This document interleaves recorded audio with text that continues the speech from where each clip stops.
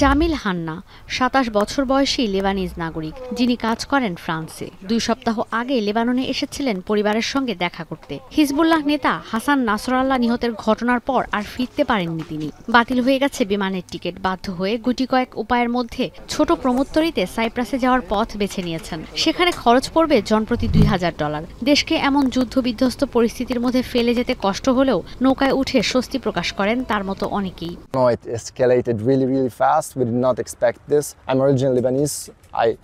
I have this mentality of war and this kind of situations. We left on Sunday. We were supposed to leave on Saturday. Then they started bombing cars along the way in Dahr al-Baydar and wherever else, and we couldn't make it. So we came on Sunday. It was a diarrhoea সহ যে কোনো পানি শূন্যতায় SMC road saline নিন। কেনার সময় প্যাকের গায়ে এসএমসির logo দেখে কিনবেন।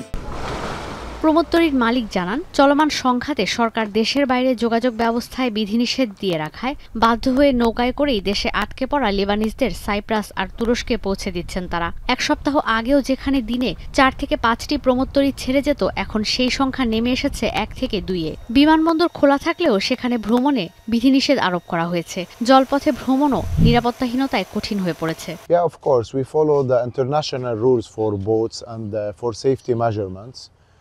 But now the government, regarding the situation, it's doing more restriction.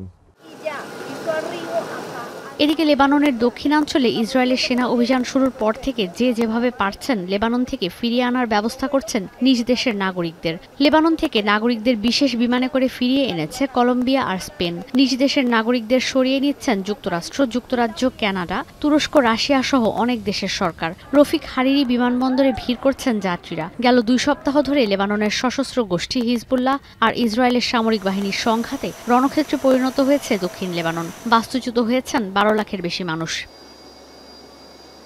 Ishita ব্রহ্ম, এখন বিশ্ব।